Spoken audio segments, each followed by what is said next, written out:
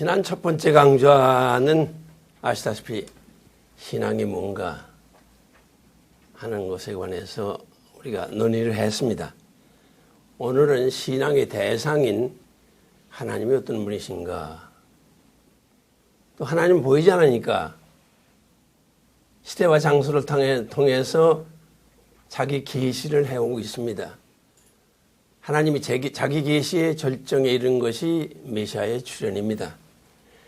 따라서 하나님을 안다고 하는 것은 하나님의 계시에 실체되는 메시아를 아는 것, 거기까지 이 시간에 논의가 되어야 될 성격이라고 생각을 했습니다. 저는 2006년 5월에 굉장한 충격을 받았습니다.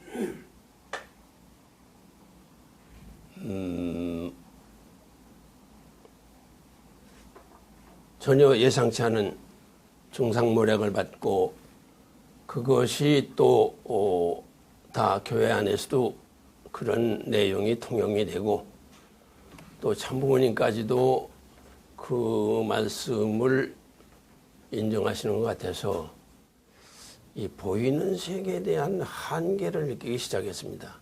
아하, 보이는 세계는 거짓말도 할 수 있고 또 거짓말이 진실로 통하기도 하고, 그래서 현상 세계는 변하는 세계, 변찮는 세계가 없을까? 그래서 본질 세계를 연구하기 시작했습니다.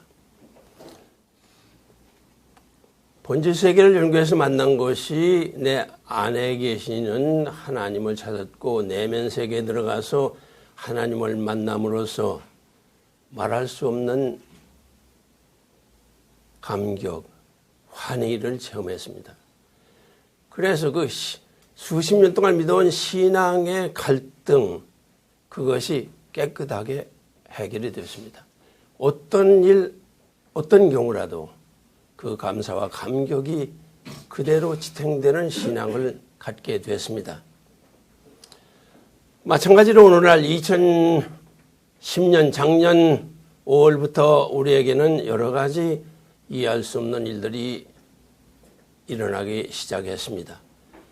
그래서 우리 교회 식구라고 한다면 누구나 다 신앙이 뭐냐, 신앙생활을 어떻게 해야 되는 거냐, 그 질문을 던지고 있습니다. 그래서 이 모임이 적어도 신앙이 뭐냐, 신앙생활을 어떻게 해야 되느냐 하는 질문에 대한 미력이나마 답변이 되었으면 좋겠다, 그런 생각을 갖게 되었습니다. 신앙으로 인해서 또 나타나는 현상을 통해서 믿음의 의구심을 갖고 고뇌를 하는 분이 있다면 그러한 현상 문제를 해결할 수 있는 단 하나의 길은 본질적인 세계에 들어가는 것, 현상 세계의 근원이신 하나님을 만나는 길 이외에는 정도가 없다고 체험을 했습니다. 그래서 오늘은 하나님 어떤 분이신가, 더 나아가서 메시아는 어떤 분이신가를 논의하도록 하겠습니다.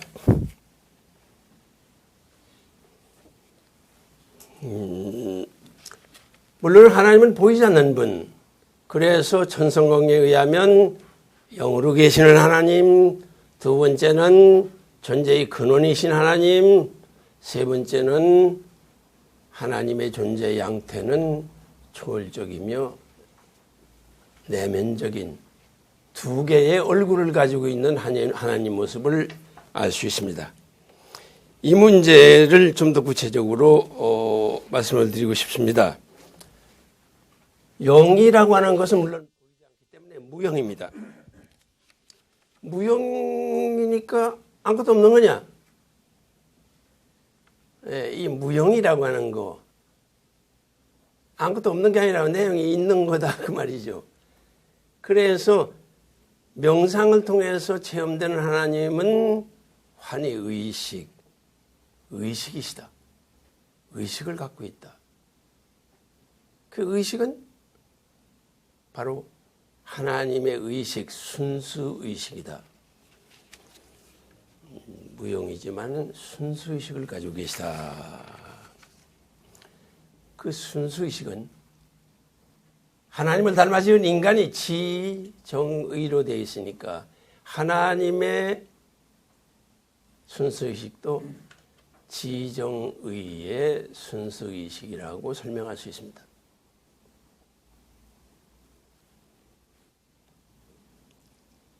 그래서 우리가 처음 살펴볼 일은 하나님이 환희의식, 환희라면 환희 내용이 어떻게 되어 있느냐. 원리나 통일사상에서 설명하는 하나님은 심정의 하나님이라고 하는 말이 대단히 부각되어 있습니다. 심정의 하나님. 그런데 설문대학에서도 통일사상 전공하는 교수가 심정의 하나님이라고 하는 데 대해서 여러 가지 설명을 할 수밖에 없다고 그럽니다. 왜냐하면 정이라고 하는 것은 기쁜 정도 있고 나쁜 정도 있고 슬픈 정도 있고 여러 가지 정이 있거든요. 정적인 활동이라고 하는 것은. 그러니까 심정의 하나님, 그럼 그 심정의 하나님의 핵심이 뭐냐? 그 핵심이 환희였습니다. 환희. 환희를 국어사전을 들춰보니까 환희에 대한 설명이 잘 안 돼요. 안 돼 있어요. 그래서 해석하기를 환희는 기뻐서 견딜 수 없어가지고 어깨춤이 나오는 상태, 기쁨의 절정을 환희라고 설명할 수밖에 없지 않나. 그렇게 생각하게 되었습니다. 그럼 하나님은 환희의 하나님이시다. 기뻐서 견딜 수 없어. 그래서 기쁨이 폭발된 것이 과학자들이 말하는 빅뱅이라고 이해하게 되었습니다. 그냥 기쁨이 충만해서 터져버렸어. 그게 창조로 나타난 것이다.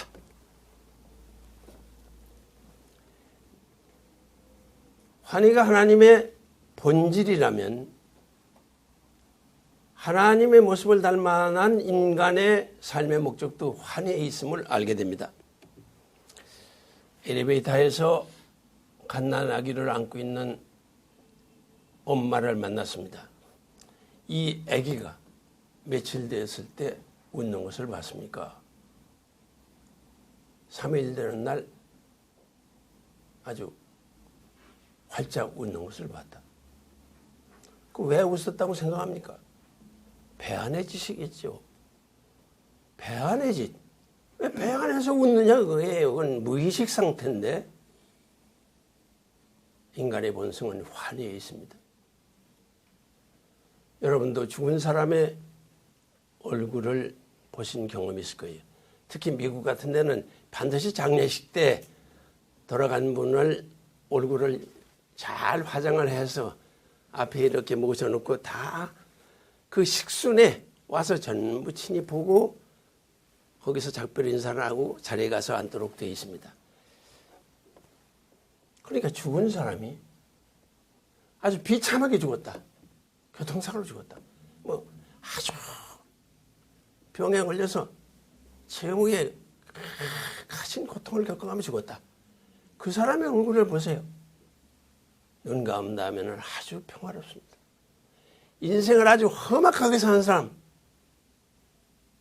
글쎄 영화 같은 거 보면 죽은 다음에도 눈을 감지 못하고 험악한 눈을 부릅뜨고 있는 사람의 모습을 볼 수 있습니다만은 실제는 험악하게 인생을 산 사람도 아주 평화롭고 편안하게 누워 있습니다. 그러면 우리가 지상에서 내 의식이 형성되는데 지상에서 형성되는 의식이 무엇이겠습니까? 자기가 생각하고 말하고 행동한 것이 자기 의식을 만듭니다. 그걸 자의식이라고 그럽니다.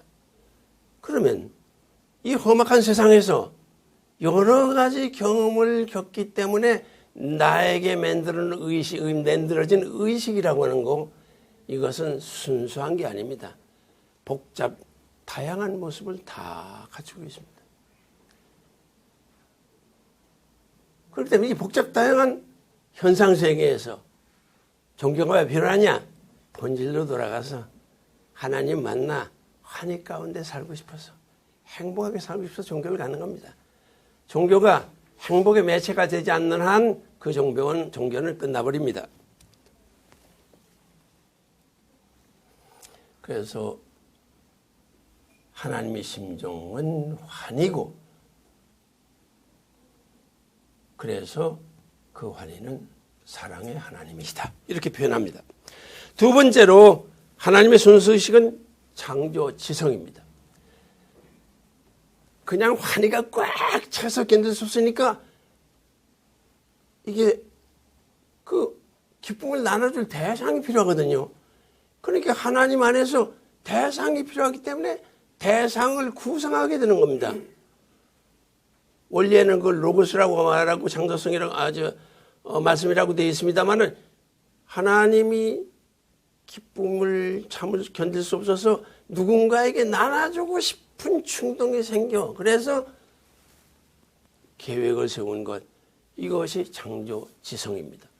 창조지성, 그것이 우리가 원리에서 말하는 이법이라고 하는 것을 알 수 있습니다. 그렇기 때문에 우리 신앙생활도요, 통일교회는 참사랑이라고 하면서 사랑의 실천을 무척 강조합니다. 그러나 사랑이 없습니다. 입으로만 하는 사랑에게 지금 그치고 있습니다. 왜 그러냐? 자기가 기쁨에 꽉 차고 행복하지 않는 한 남에게 줄 수 있는 게 하나도 없습니다. 그렇게 기본적으로 자기가 하나님을 찾아서 하나님 안에서 그냥 충만한 기쁨 가운데 차 있을 때 비로소 남에게 주고 싶은 생각이 나고, 내가 어딘가 쓰임새가 있지 아니한가를 찾아다니면서 도와주고 싶은 생각이 나옵니다. 우리의 광야시대의 신앙이라고 하는 것은 자기를 위해서 하는 것은 죄인 줄 알았습니다.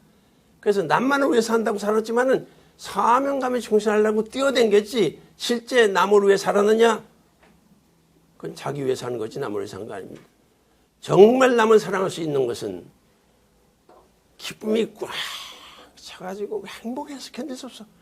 그러니까 누군가를 도와주고 싶은 생각, 여기서 사랑이 나오는 거라고 생각합니다. 이 문제는 참사랑을 논의할 때 재론하기로 하겠습니다. 이와 같은 창조지성이신 하나님, 그 창조지성이 그 다음에 하나님의 창조성으로 나타납니다. 충만한 기쁨이, 그것이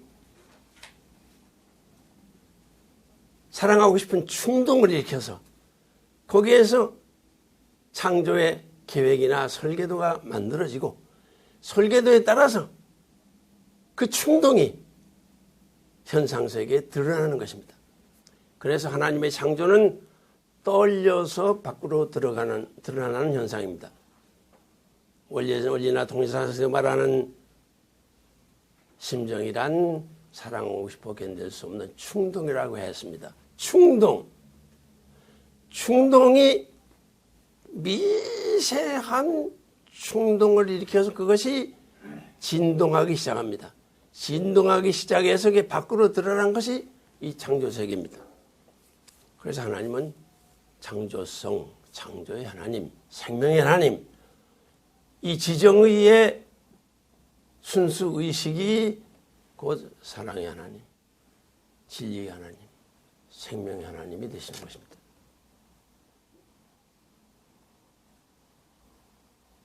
많은 충격을 받고 번질세계에 들어가서 특히 초월명상센터에 가서 수행을 했습니다.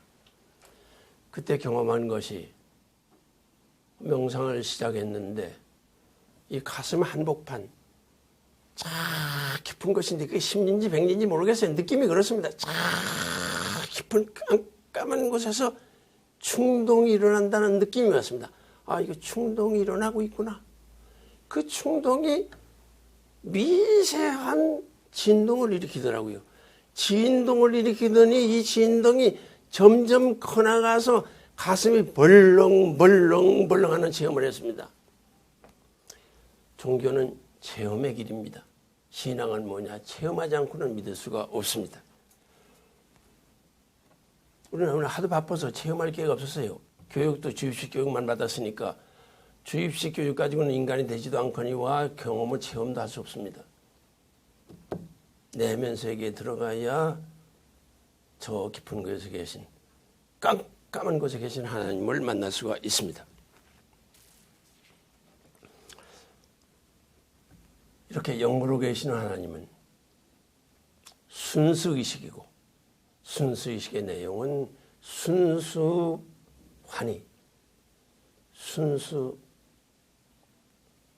순수한 창조지성, 진리, 순수한 창조성입니다. 순수란 말은 본질이란 말입니다. 본질적인 순수의식, 본질적인 환희, 본질적인 진리, 본질적인 생명, 그런 뜻입니다. 다음으로 하나님은 존재의 근원이라고 전성경 하나님 편을 보면 아주 많은 말씀이 있습니다. 존재의 근원. 현대 과학은 현대 물리학의 발전, 현대 물리학이라면 양자론을 얘기합니다만 양자론에 의해서 모든 존재는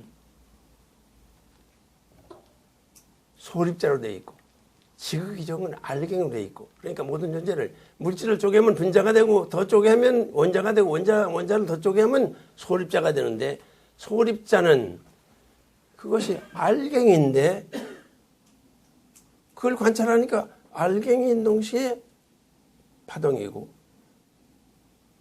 진동하는 파동을 일으키는 것이 알갱이로 보였다가, 그러니까 알갱이가 됐다가 파동이 됐다가 이걸 반복하고 있는 것을 발견했습니다. 이거 양자역학이라고 설명하고 있습니다만, 그러니까 이 존재 세계는 아까 심정이 바탕이 돼가지고 충동이 일어나서 진동이 일어나 떨려서 밖으로 들어가는 난 것이 존재 세계라고 설명하는 것과 마찬가지로, 과학은 귀납적으로 본질 세계를 찾아 들어가는 거니까, 현대 과학의 연구 결과는 모든 존재는 알갱이와 동시에 진동이다. 진동. 그래서 떨려서 밖으로 드러나는 것이 귀납적으로 추구에 들어가니까 이게 들어가면 들어갈수록 이게 알갱이, 물질 같은데 알갱이. 그래서 물질의 행동을 진동이라고 합니다. 물질이 행동하는데 물질의 행동이 뭐냐? 진동이다. 파동이다.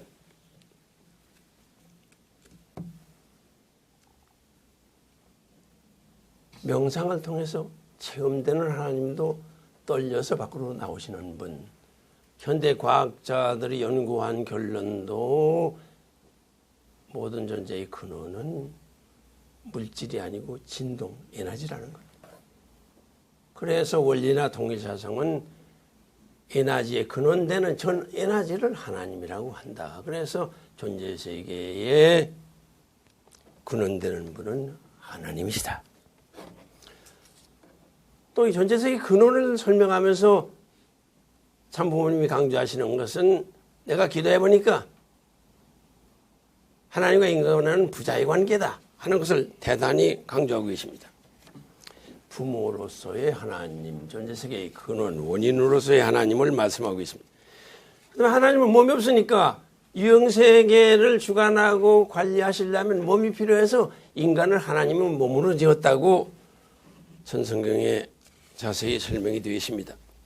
몸으로 지었다. 또 원리를 보면 이중 목적을 가진 존재세계는 하나의 유기체다. 존재세계는 마음적인 것과 몸적인 것 두 가지로 되어 있는데, 그런 면에서 하나님이 우주의 마음이시라면 우주는 하나님 몸으로서의 하나님의 몸, 체를 갖춘 거다.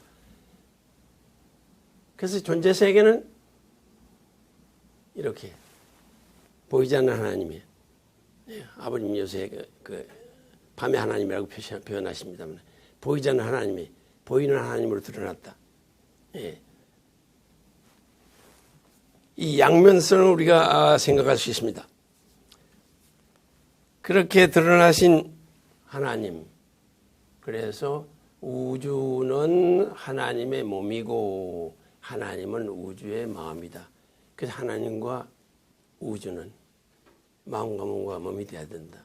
원리에서 말하는 하나님의 형상을 닮은 성전을 만드시고자 했다. 성전이 돼야 된다. 성전이 어떻게 되겠습니까? 내 몸이 어떻게 하나님 집이 되겠습니까? 내 마음을 하나님 마음으로 바꿔치기 해서 내 마음이 하나님 마음 되면 하나님이 순수의식이 되면 내 몸이 하나님 몸 되는 거 아니겠습니까? 신앙이 뭐냐? 자기 의식을 하나님 의식으로 갈아 끼우는 것입니다. 그래서 컴퓨터가 발달했습니다만 컴퓨터. 이건 하드웨어하고 소프트웨어. 몸은 하드웨어하고 마음은 소프트웨어입니다. 그런데 컴퓨터가 다른 게 뭐냐? 컴퓨터는 필요 없는 건 지우면 해버리면 지워지는데 인간의 의식 속에 들어있는 것들은 아무리 지우려도 지워지지 않습니다. 이게 문제입니다.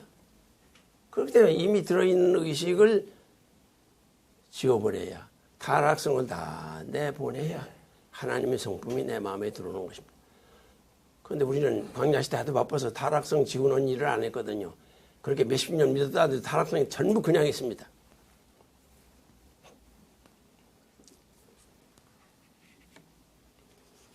하나님은 우주의 마음에 대해서 하나님의 몸으로서 우주가 하나님 몸으로서 인간이 하나님의 손발이 되어서 사시기를 바라는 것입니다. 그래서 수행의 최고 단계, 완성의 최고 단계는 뭐냐? 내가 하나님 몸내에서 내가 보는 것도 하나님 눈으로 보고 냄새 맡는 것도 하나님 코로 냄새 맡고 먹는 것도 하나님의 입으로 먹고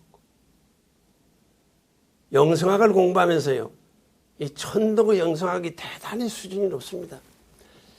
우리가 하나님의 실체라고 원리적으로 배워서 그렇게 믿고 왔는데 천도교에서 나오는 신인간이라고 하는 월간지가 있습니다. 그걸 보니까 한 가정이 자기 애를 낳고 애를 키우는 간증이 남았는데 완전히 하나님으로 알고 키우더라고요. 하나님으로.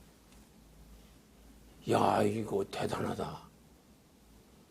천도교 교리는요. 인내천입니다. 인내천, 사람이 하나님. 하나님이 어떻게 사람이냐. 시천주, 하나님을 모시고 있다. 먹는 것도요. 이천식천이라고 합니다. 이천식천. 하늘로서 한우를 먹는다. 먹는 음식이 그 식물이 아니에요. 하나님이 한우를 먹는다. 그런 얘기입니다. 천도교의 영성은 대단히 수준이 높습니다. 네, 우리도 하나님 몸 그럴 게 아니라 정말 내 마음에 하나님 마음 대해서 하나님 마음 가지고 하나님의 의식을 가지고 사는 단계, 그것이 성전을 이룬다는 게 소위 성장기간 소생장성 완성기를 거쳐서 하나님의 직접 주관권에 들어간 단계, 그런 상태가 아닌가 이렇게 생각이 됩니다. 다음으로는 하나님의 양면성에 대해서 말씀을 드렸습니다. 하나님은 두 가지 얼굴을 가지고 있다. 이 존재세계를 초월해 계시는 하나님, 존재세계 안에 들어와 있는 하나님, 왜 이걸 굳이 따지고 가려고 하느냐? 하나님을 믿어야 되겠고, 하나님을 믿으려니까 하나님을 만나야 되겠고, 만나면 뭐합니까? 깨달아야 되는데 하나님이 얼마나 먼 거리에 있는지 어떤 모습으로 계신지 뭘 알아야 하나님을 깨달을 수 있을 거 아니겠습니까? 그래서 하나님의 이 존재의 양태, 초월성과 양면성을 아는 것은 우리 신앙생활에 있어서 기본입니다. 그래서 수행, 수련, 유일신교에서는 수련이라고 합니다. 그런데 동양종교는 수행이라고 합니다. 같은 얘기입니다만 수련보다는 수행이 훨씬 더 실감이 납니다. 수행이란 뭐냐? 배우고 알았으면 행하라. 왜 행하라?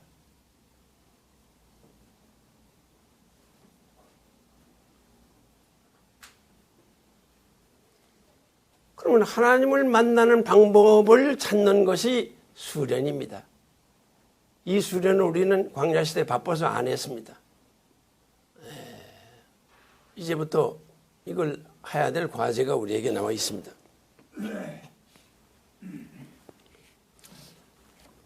먼저 초월하신 하나님, 존재 세계를 넘어서 있는 하나님은 어떤 분이냐? 그분은 절대적인 하나님입니다. 영원 불변하는 하나님.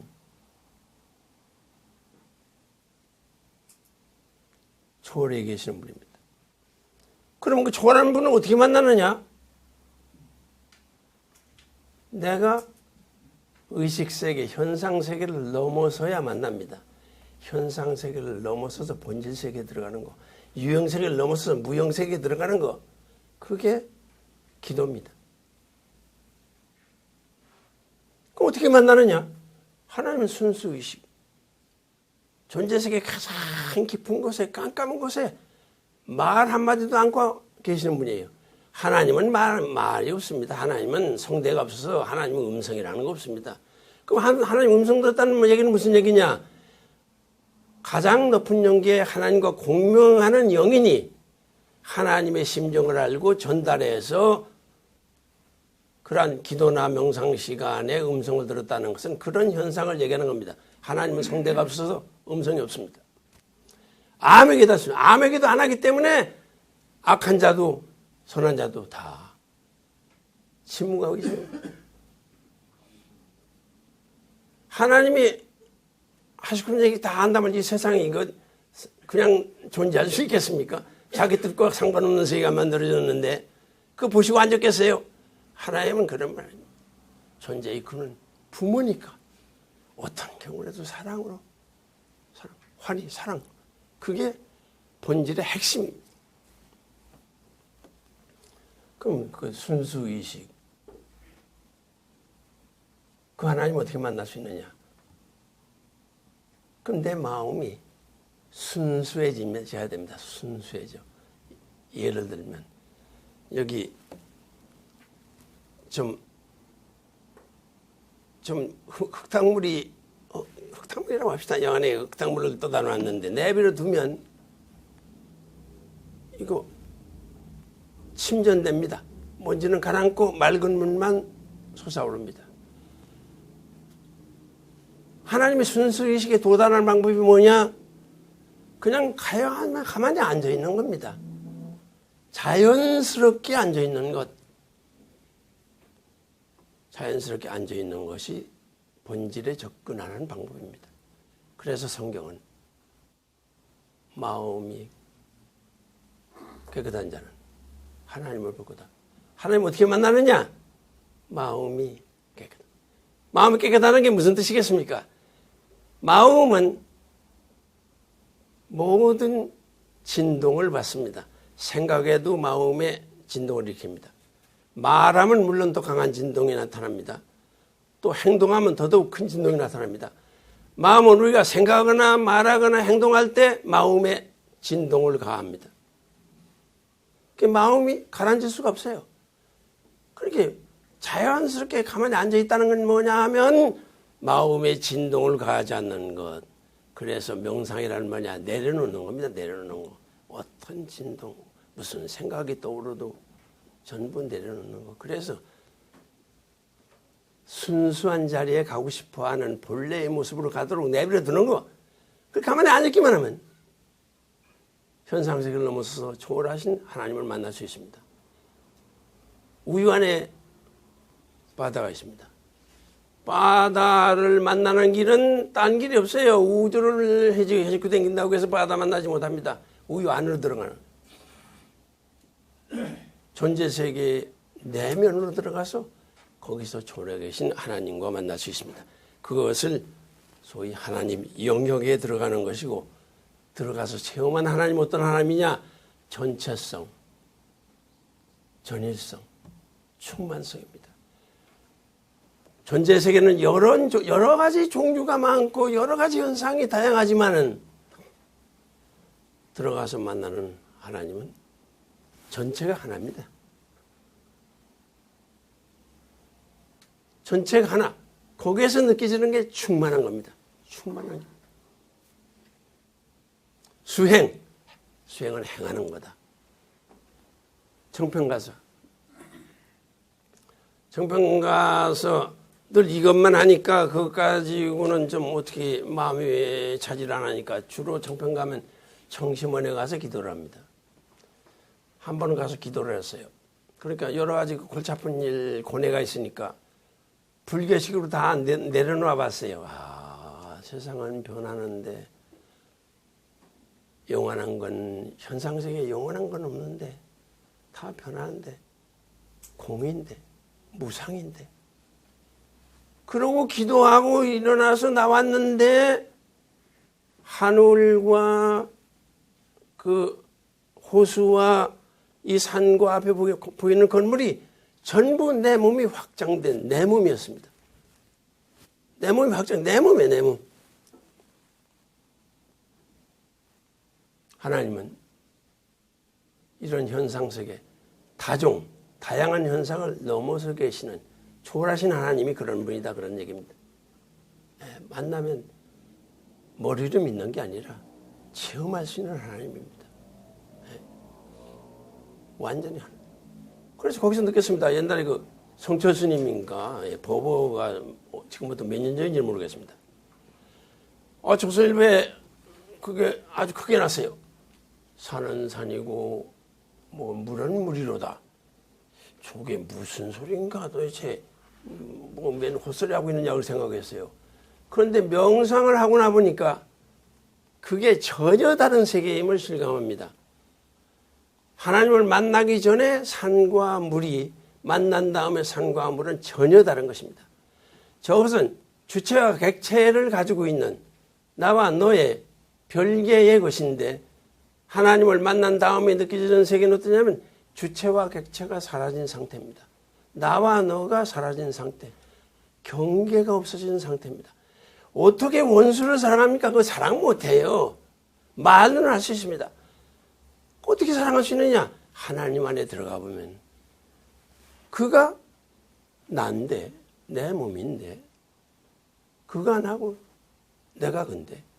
그래서 깨달았다고 하는 것은 경계가 사라진 상태. 그 상태는 뭘로 표현하느냐? 나는 너의 나고 너는 나의 너고. 이것이 하나님 영역에 들어가 체험되는 것.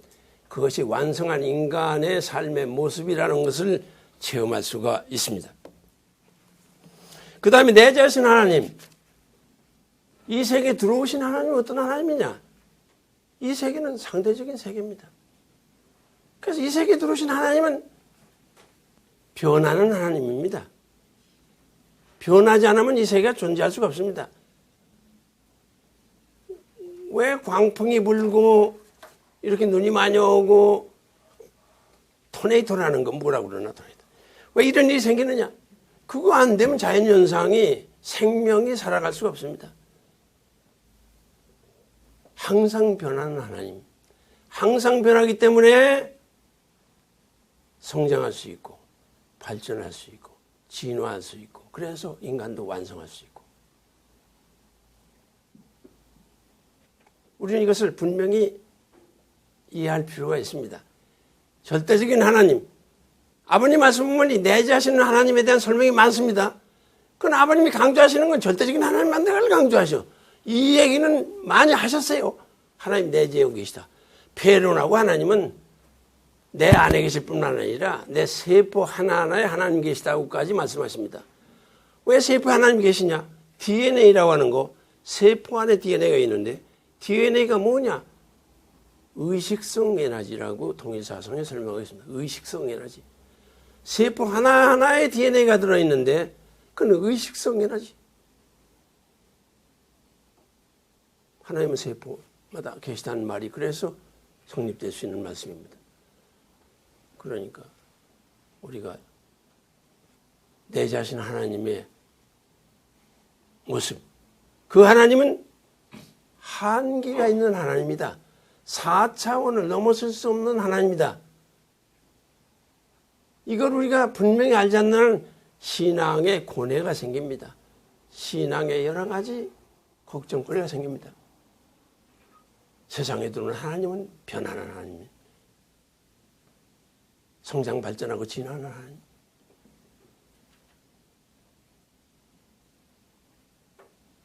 한계를 가진 하나님. 이걸 이해하게 될 때 우리 신앙에 한계가 있다는 것, 메시아도 한계가 있다는 것을 우리가 이해하고 신앙생활을 제대로 할 수 있습니다.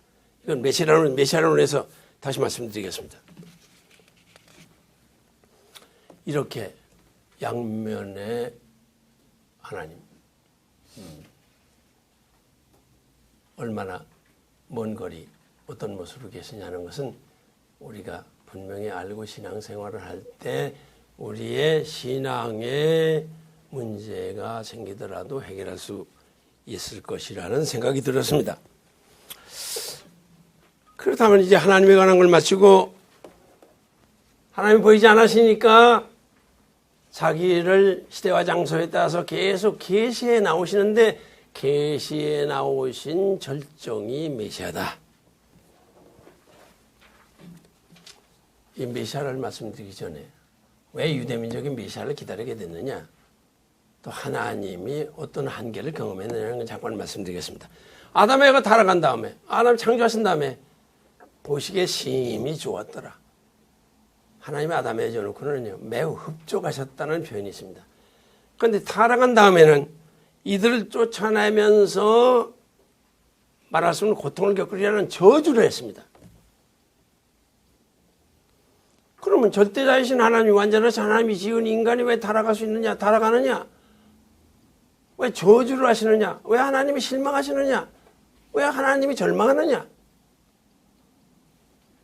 하나님도 이 현상세계에 들어오신 하나님은 슬픔, 기쁨만 느끼는 게 아니라 슬픔도 느끼고 실망도 하고 절망하기 때문에, 그러니까 인격적인 하나님입니다. 인격을 갖춘 하나님.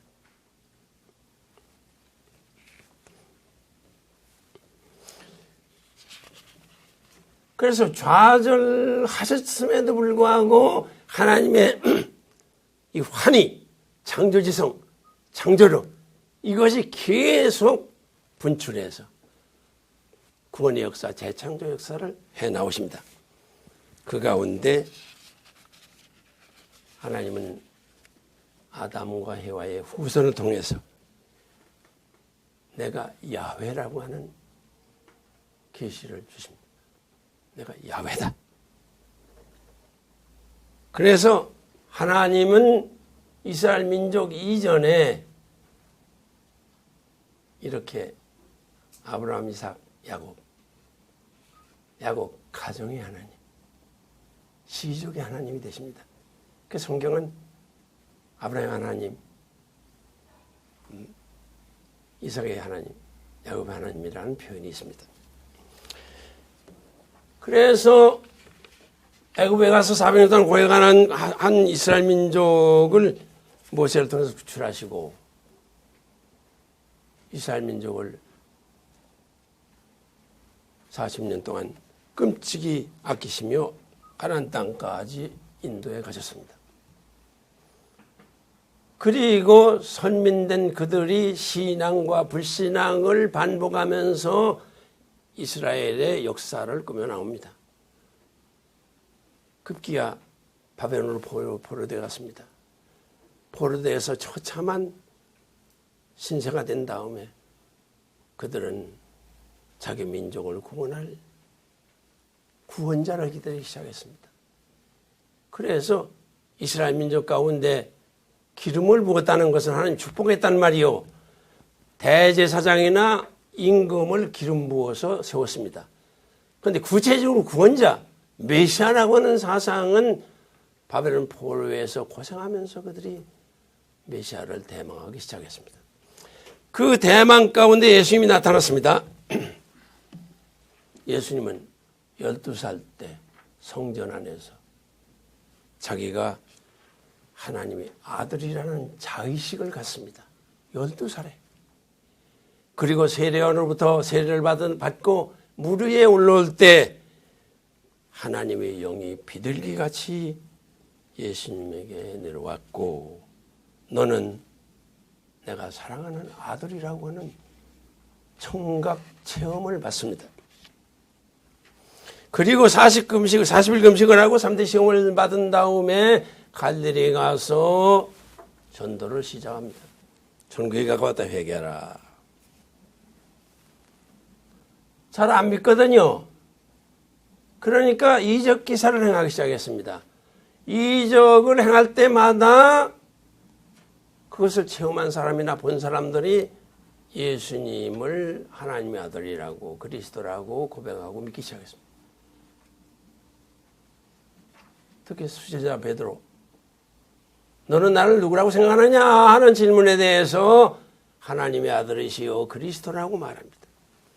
예수님의 생애의 절정은 예루살렘 성에 입성하는 광경입니다. 선한동 교수는 그걸 좀 희극적으로 표현하기를, 나귀를 타고 메시아가 예루살렘 성을 입성한다, 이거 웃기는 일 아니냐, 뭐 그런 표현을 강연 때 들은 적이 있습니다. 요한에 뭘 탔든 간에 양쪽 길에 많은 사람이 서가지고 종려나무를 흔들면서 할렐루야, 하나님께 영광을 돌리고 이스라엘 왕이 나섰다고 모두 환성을 터뜨렸습니다. 이거 예수의 생애의 절정입니다. 그 예루살렘 성에 들어가자 이젠 유대교 지도자들은 더욱 이 사람을 놔둬서는 안 되겠다고 해서 더욱 죽일 모의를 할 수밖에 없게 되었습니다. 그 절정에 이른 다음에 예수님은 최후의 만찬을 하시고 겟세마네 동산에 올라가서 기도를 합니다. 제자들에게 내가 죽게 되어 심히 고민이 되니 깨어있어 기도하라 하고 가서 하나님께 매달립니다. 할 수만 있으면 죽지 않게 해달라고 호소를 하고 내려와보니 또 자고 있어. 그 책망하고 또 가서 기도했습니다.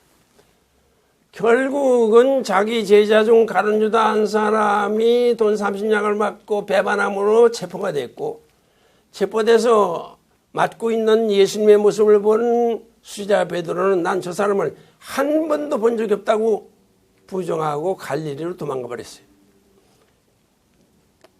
이런 예수님 십자가상에서 나의 하나님 나의 하나님 어찌하여 나를 보시나이까. 예수님이 완전히 절망 상태에 빠졌습니다. 왜 메시아가 절망해야 되느냐. 그런 상태에서 예수님은 다 이루었다. 야, 놀라운 얘기를 합니다.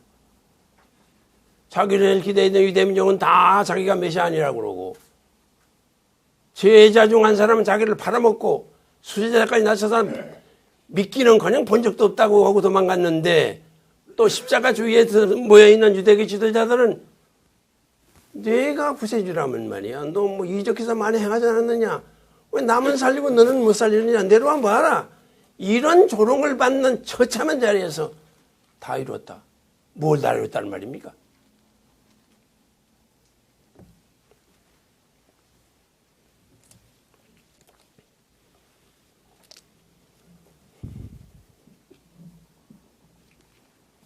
여기에서 우리는 메시아가 어떤 분인가 하는 것을 본질적으로 접근할 필요가 있습니다. 메시아는 12살 때 하나님의 아들이라는 의식을 가졌을 뿐만 아니라 하나님의 영이 예수님 머리 위에 임했고 직접 하나님의 사랑하는 아들이라는 음성을 들을 정도로 본질적으로 하나님과 일체를 이루는 겁니다. 본질이란 무엇이겠습니까? 예수님이 인간으로 왔지만은 하나님의 정지의, 하나님의 사랑의 심정, 말씀 진리, 그 다음에 구원 섭리가 재창조 역사, 창조 역사를 이루어 나갈 수 있는 본질적인 하나님의 순수의식과 일체를 이루는 분이라고 보게 됩니다. 그래서 예수님이 말씀하시죠.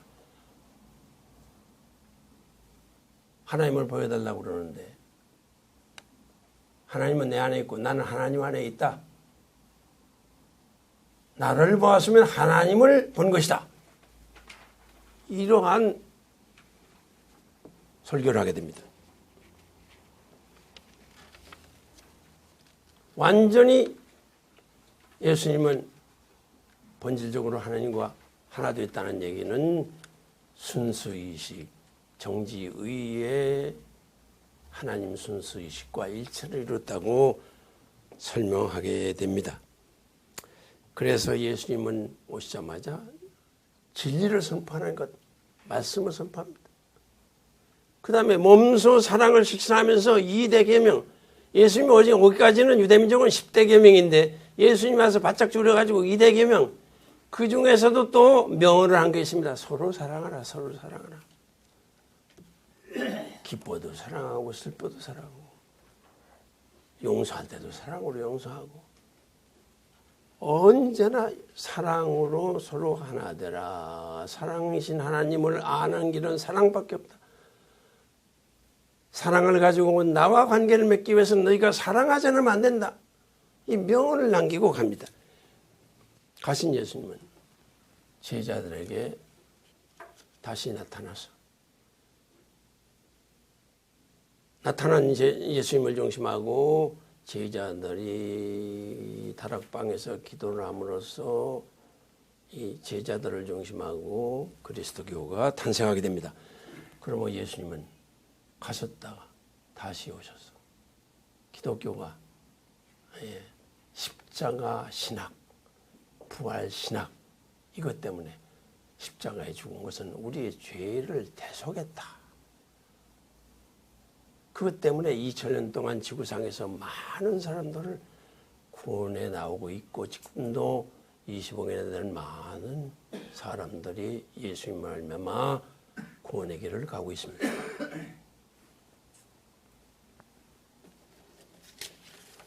그러면 여기에서 마지막으로 우리가 검토해야 될 일은 메시아가 아닙니다. 우리도 지금 참부모님을 메시아로 고백하고 있는데 도대체 메시아를 어떻게 봐야 될 거냐? 이건 우리의 지금의 신앙과 직결되는 문제입니다. 메시아를 어떻게 봐야 되냐?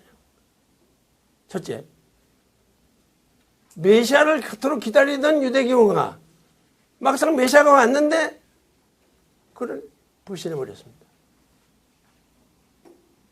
여기서 얻는 교훈은 뭐냐? 메시아를 기다리는 그러한 신앙, 그러한 종교는 메시아가 올 때 자기들이 가지고 있던 기성신앙이나 고정관념과 다른 모습으로 나타나기 때문에 배척하게 된다는 교훈을 받습니다. 왜 다른 모습이냐? 2000년 전하고 지금하고 시대가 달라졌는데 그때 그 모습을 똑같이 오겠습니까? 고정관념 가지고는 구세주를 맞이할 수 없다는 교훈을 받습니다. 둘째, 예수님은 많은 이적 기사를 행했습니다. 이적 기사를 행했기 때문에 많은 사람이 믿었습니다. 믿었지만 이적 기사를 행하지 못하는 거 볼 때 저거 가짜다 하고 도망갔습니다. 현상적인 것을 통해서 메시아를 믿게 되면 현상적인 것이 나타나지 않을 경우에 불신하게 된다는 교훈을 받습니다. 권세, 여러 가지 일을 보니까 대단한 분이다. 저 보통 사람이 아니다. 애국자다. 이분은 하나님이다. 칭찬을 합니다. 그러나 되어진 현상 그거 보고 칭찬한 사람은 현상이 달라지면 저 가짜였구나. 불신해버린다. 여기서 받는 교훈이 뭐냐. 비본질적인 것 가지고 본질적인 것을 잃어버리게 되는 인간이라고 하는 교훈을 받는다. 이건 재림 때도 마찬가지입니다. 보고 일본 가서 미국 가서 교육받고 굉장합니다. 내 친구도 하나 보냈는데 이선 자네가 친구인가? 이거 진작에 알려주지 마라. 이런 훌륭한 분을 말이야. 이때까지 소개도 않고 너 혼자 말이야. 그렇게 손가락 했느냐? 이런 항의를 받았습니다. 이런 일들, 현상을 보고 믿게 되는 것은 현상이 달라질 때는 불신하게 되는 것입니다. 이게 엄연한 2000년 전의 역사적 교훈입니다. 비본질적인 것 때문에 본질을 잃어버리는 우를 범해서는 안 된다는 교훈을 받게 됩니다. 셋째로 예수님이 많은 이적 기사를 행한 다음에 돌아가셨으니까 참부모님이 뭐라고 말씀하시느냐? 여러분도 들으셨을 거예요. 예수님이 이적 기사를 행하지 않았으면 죽지 않았을 거다. 메시아도 정책적인 면에서 잘못할 수 있다. 그런 얘기입니다. 네? 우리 집사람이나 몇 사람이 나보고 이런 얘기 하지 말라고 벌벌 떠는데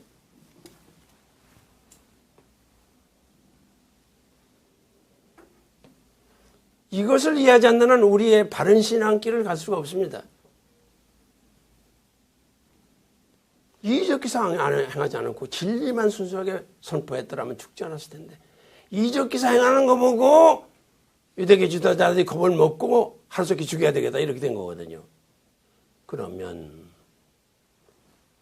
이 세상에 들어온 하나님이 4차원의 한계를 가지고 있는 것과 마찬가지로 하나님의 실체 되시는 메시아도 방법에 있어서는 이 지상의 한계에 따라서 방법이 잘못될 수도 있는 가능성을 안고 있다는 것을 우리는 내재적인 하나님을 통해서 이해를 해야 우리 신앙이 바르게 지속될 수가 있습니다.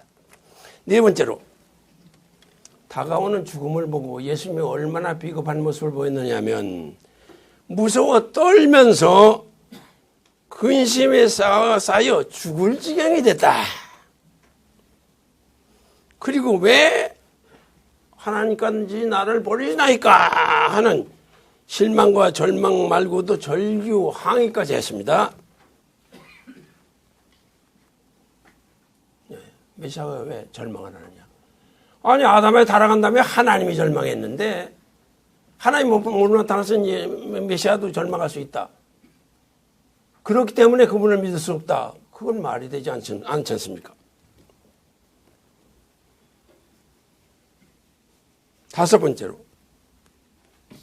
그러한 처참한 자리에서 다 이뤘다. 이야 배짱도 좋구나.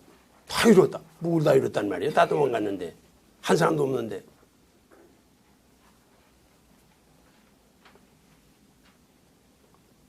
비록 예수님은 그런 어려운 고난 속에서 가셨다 하더라도 다시 제자들을 모아서 그리스도를 세워 2000년 동안 인류 구원 역사를 이루어 나오신 것을 보면 인류 구원의 놀라운 역사를 하셨고 또 인류 구원의 위대한 업적을 남기신 분, 그런 면에서 예수님이야말로 다 이루신 분이 아니겠습니까?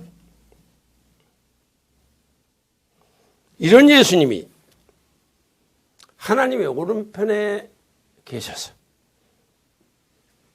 재림하시리라고 한 것을 믿고 많은 크리스찬들이 그것도 곧 온다는 말을 믿고 예수님이 재림을 고대하고 있습니다. 바울은 첫째 아담과 둘째 아담이라는 표현을 했습니다. 첫 아담, 그는 창조된 인류의 조상이고 둘째 아담, 메시아 예수님은 후아담으로서 구원된 인류의 조상이다. 가톨릭 교회는 예수님은 메시아는 인성과 신성을 모두 지니신 분, 참 사람이요 참 하나님이라는 신앙을 완전히 교리화하고 절대적으로 심어가고 있습니다.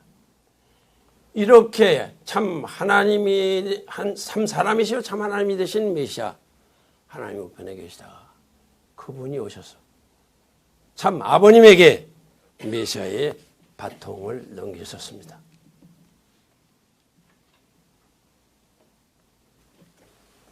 이상으로 마치겠습니다.